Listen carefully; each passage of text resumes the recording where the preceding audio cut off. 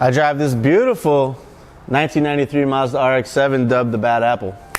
I started working on cars when I was about, I guess probably, well listen, it goes it goes way further back than me getting my driver's license and all that stuff. My dad was an over-the-road truck driver, so he had his own owner-operated semi-truck. He was always working on it in the garage, or outside the garage, it's a big truck. So I would help him with that a little bit here and there as a very little guy. Then when it became time to get my license and all that stuff, my parents were not down with just buying me a car. It was save your money so you can buy a car when you can drive. So I saved up about $3 grand, bought my first Honda. It was my first car, Honda Civic, 88 hatchback for those wondering. And I started wrenching on that just because I had to. I had to keep it on the road. Now I'm a little older than a lot of people think I am, so when I got my license in '94, the car wasn't that old, it was an 88, so it was still a fairly new car, but I did do a radiator and a bunch of other stuff, and I started playing with it, making it faster, because all my buddies had Mustangs and stuff like that, so I had this lowly Honda, I was trying to keep up with them. And so I decided I wanted to put nitrous on it, didn't tell my parents. Just put nitrous on it, probably a little bit too big of a shot of nitrous, doubled the horsepower, and blew it up. So at that point, I sort of got the bug to start working on cars, and one thing led to another, and here we are today, 20 some years later, and still playing with wrenches. So I got into the rotary scene by way of drifting, actually. When I worked at Falcon Tire, I worked as the manager of the motorsports program, which was at that time only drifting. They didn't do any other motorsports during that duration of me being there. And so a couple of the cars that we had were FDs, and a lot of the other competitors were running other rotary powered cars in drifting as well. So a very small portion of our projects were rotary cars. It was at that time that I started learning about them and hanging out at the shops that were building those cars for Falcon, and these old school shops like Speed Machine and guys like Tony Angelo, who were sort of rotary diehards back then. And I learned a lot about them. Didn't really get the bug at that point, but I learned what they were about, how they worked, what their deficiencies were, what their strengths were. And a few years went by, changed a couple jobs, and I got the opportunity to work for Mad Mike as a wrench in his crew. And if you know Mad Mike, you know he's got some pretty insane equipment. So 3 rotors, 4 rotors, twin turbos in unlikely cars, and so to be able to get my hands on those and to see the 4-rotor twin turbo get absolutely thrashed on every time it was started, and complete a full season of Formula D without any issues, was where the light bulb kind of went on and said, man, this is neat. I really think I want to get one of these for myself and play with it and learn about it. As you guys know, 4 rotors are very expensive, so I don't have one of those. But I went about building my 13B the way Mike or any other motorsports fanatic would have went about building their rotary engine for a track car. And I think if you look there, you'll see a lot of similarities, and not just because that's what I know. But that's how I got into rotaries. That's how I sort of learned about rotaries, and the last year of my life has been a complete learning process, and something that I've always wanted to do since I worked with Falcon and worked with Mike, was actually have one of my own to learn the process of rebuilding it, how it works, how it functions, how to make it better. And the folks at DNA Garage have been integral in my learning process and providing me the tools and knowledge that I need to know to keep this thing on the road, keep it reliable, and yeah, enjoying it. So this car, when it's all closed up, it just kind of looks flashy, or very retro, 2000s styled. Once you pop the hood, you see all the mods that have been done, and I really wish we had a stock FD to sit next to this, because it's until you put one next to it that you realize how much has actually changed. For me, it was uncluttering the engine bay, and in order to do that, it required me to change over a lot of componentry. So first and foremost, when you look in a rotary engine bay, the first thing, when I look into one, I don't know, you guys are all different, but I see the intake manifold. And to me, that's sort of the focal point. So in that department, we went with the Elite Rotary Shop version 2 intake manifold and lower intake. And that's mated to a stock throttle body, proven stock throttle body, and then to their spacer to a Greddy elbow. And leading onto the piping, we went from cast aluminum Greddy elbow down to the vibrant titanium intake pipes. To me, titanium wasn't a necessity. It was more a luxury. I was able to work with Vibrant and acquire the titanium piping required to do all of the intake side. To me, it's lighter, it cools better, it doesn't hold heat, and it stands out. Most cars out there at the events all have aluminum intercooler piping. This was one way for me to sort of stand out from the other cars out there, and it is a proven alloy for racing. So aside from the piping, I also have the Vibrant HD clamps, which are sealed with a rubber O-ring. Those clamps allow play in the pipes so that the engine can rock and move and not disturb the intercooler and other things that it's hooked up to. They're great, love them. I've got a K&N filter on the end of the pie cut titanium 4-inch piping, which leads to the Garrett 3584 RS Gen 2 turbo that is super efficient and allowed this little 13B to make well into the 500 horsepower range and gobs of torque. So thanks to Garrett for an awesome turbo. If you guys have a 13B, I highly recommend this setup. Underneath the turbo, it bolts to a Turblone investment cast manifold with 2 Turbonetics wastegates. They're twin 40 mil Turbonetic wastegates, and then they go out to atmosphere underneath the car. So if you ever see this car on the dyno, you'll see flames coming from underneath it. Don't freak out, that's just the dump tubes.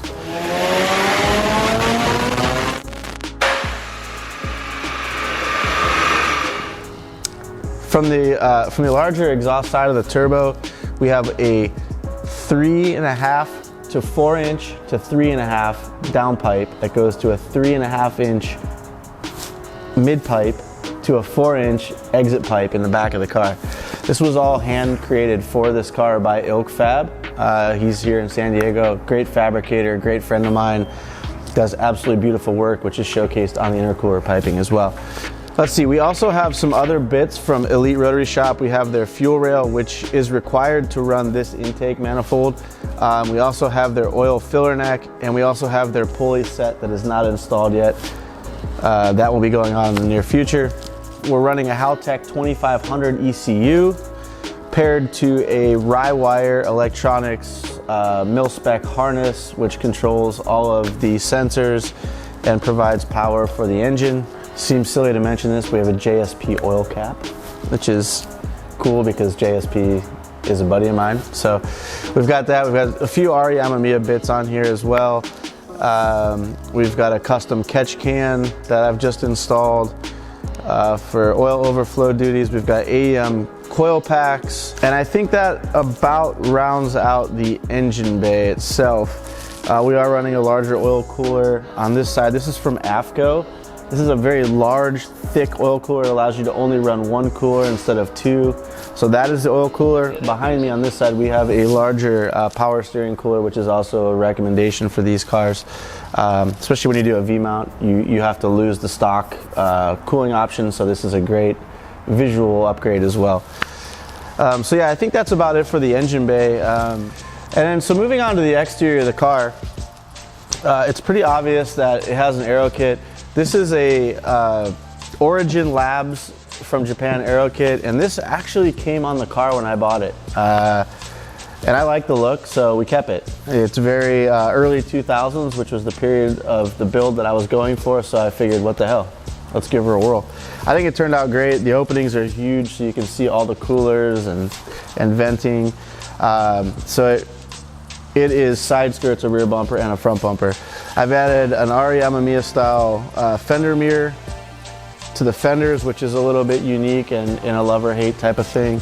And then as far as the wheels go, I've had a couple sets of wheels in the car now. I started with a set of 19s, and then now we have a set of 17-inch front, 18-inch rear staggered Advan SA3R wrapped in Falcon Azenis RT615K Plus tires, which, being honest with you guys, when I made the change from the 19s to the 17-18 setup with the bigger sidewall tire, the ride of this car totally changed, and I absolutely love the way this car drives now.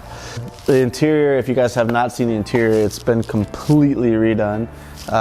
Thanks to Worx, I got some nice clean door cards, and basically the rest of the interior is pretty much new. The dashboard came out of a car that had like 33,000 miles on it originally, and then the seats have been reupholstered, the whole rear paneling has been reupholstered and changed to black. This was a beige interior car to start.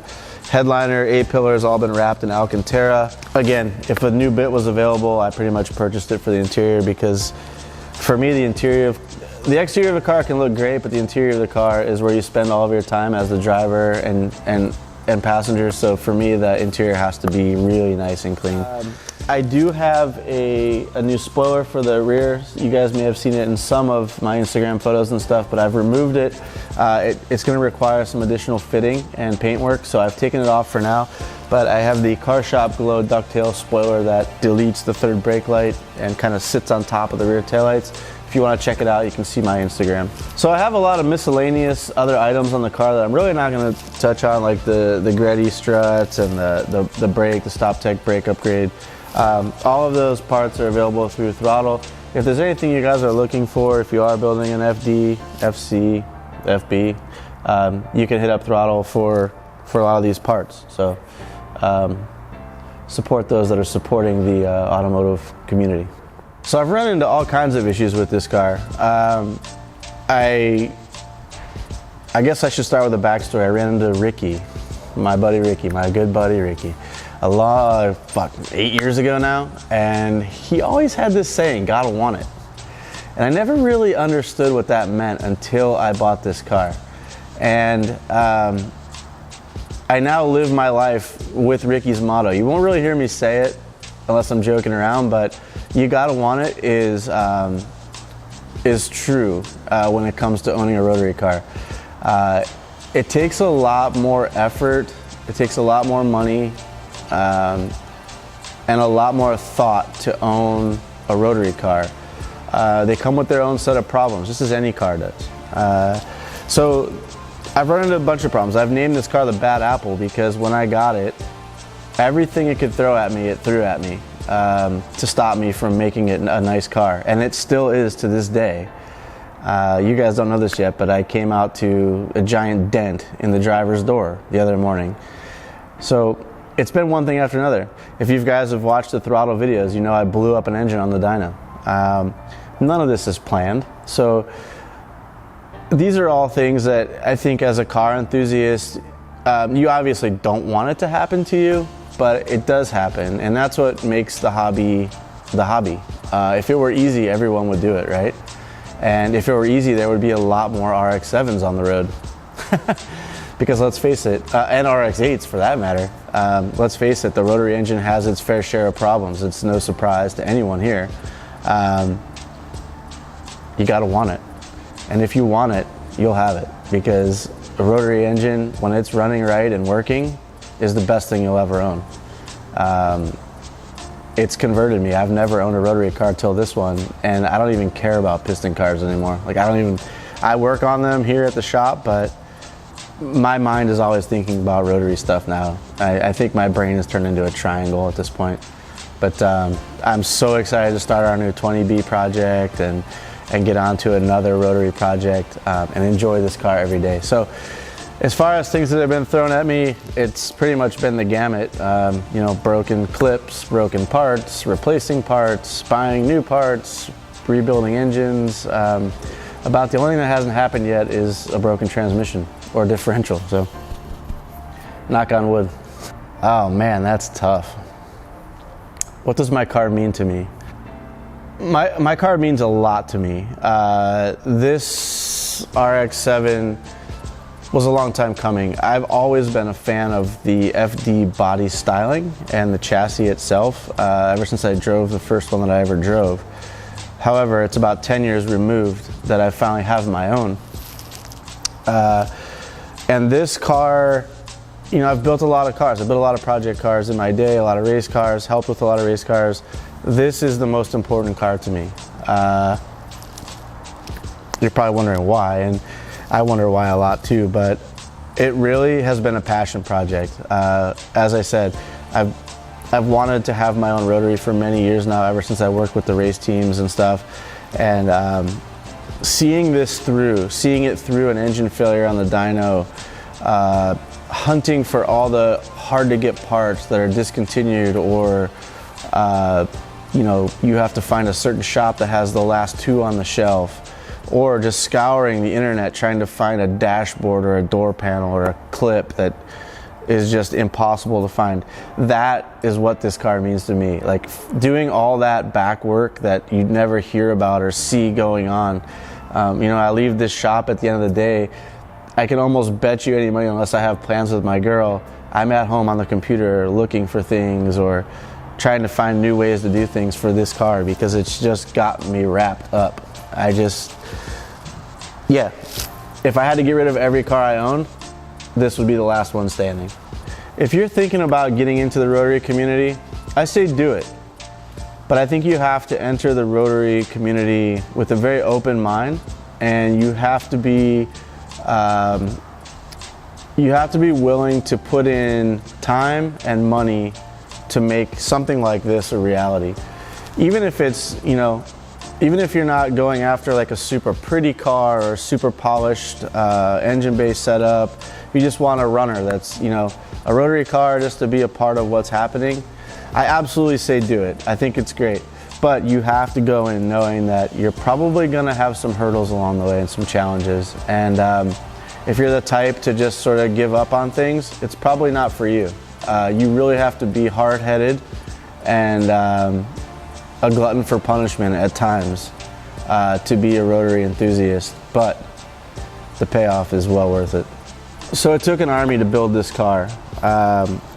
Ricky and I did all the main wrenching. The folks at DNA Garage were integral in this car actually getting completed and on the road. So the largest shout out goes to DNA Garage. They've basically become family to me at this point. And without them, this car probably wouldn't be what it is today. But beyond the support of DNA Garage, I'd like to thank Elite Rotary Shop. I'd like to thank Vibrant Performance. I'd like to thank K&N Filters, Garrett for the turbocharger and amazing intercooler setup. I'd like to thank Radwire Motorsport Electronics for creating a 13B harness that plugs into my Haltech, so it made things a lot easier when I went into the wiring side of things. Obviously, this beautiful paint color didn't happen overnight. This was all done by the guys at BCC Unlimited. They've been great supporters of this project, putting the fresh coat of Mazda paint on here for me, which really shaped this car and made it a lot more modern. And the amount of bodywork time spent on this car was astronomical. So thank you so much to Doug and the boys at BCC. Thank you, Carlos. You guys are legends. SOS Customs for all the interior work that they did on this thing. Every stitch in the interior was done at their shop in Oceanside, California. So thank you to SOS Customs. Thank you to Haltech Electronics for the legendary ECU. It does everything I needed to do and then some. We'll be using those on all of our Rotary projects. Obviously, Vibrant Performance, their name's all over the engine bay, and that's not on accident. They provided titanium products for the intercooler, and intake and HD clamps, which are awesome, as I mentioned earlier. I'd like to thank Abel Ibarra for tuning the car and making it as drivable as it is. If any of you guys have ever driven a large Bridgeport car, you know that it does a lot of weird things at low RPM. This car does not do any of that. It is a daily driver. It's as daily drivable as a Bridgeport can be. So thank you to Abel for that expertise. John from Rotary Reliable Racing, who's also at DNA Garage. He is the guy behind all the porting and the engine build. So thank you to John. He has impacted my life more than any of you guys know, basically teaching me anything that I want to learn when it comes to rotary engines, and that's not something you find every day. Finding someone that's willing to take the time to teach you things that he has learned over the course of 30 or 40 years isn't easy. So John, thank you so much. I'd also like to thank Eric at Ilk Fab here in San Diego. As I mentioned earlier, he did all of the metal work and welding. Of course, Ricky and I were there to help, but without his steady hand and his eye, this engine bay wouldn't look as pretty as it does. So thank you, Eric. You're not only a friend, you're an excellent fabricator, and I appreciate you. I'd also like to thank Natter at Built to Apex for some awesome products. We're running his in-tank surge system in our fuel tank. We're also running his differential cover, which is currently on my toolkit. I haven't installed yet. And his expertise in the rotary space. He's been a great guy to lean on and has offered a lot of support as well as knowledge. So thank you, Natter. Inside the car, I also have plans for an audio system. I want to thank Gatlin at Carphonics up in Ontario, Canada, for the awesome Pioneer head unit that he provided for this build. It's touchscreen CarPlay head unit, which makes it super easy for me to monitor where I'm going and listen to music in the car. It's rad. Thank you, Gatlin. Alongside Gatlin, I'd also like to thank Alex Partial from Computer Headquarters for providing a laptop for tuning of this car, and he also provided some of the parts, new OEM parts, to build this car up. He's a fan of the channel and he stepped up, so thank you, Alex. Greatly appreciate that. I'd also like to thank Frank from Downstar for providing all of the beautiful hardware that you see holding the car together.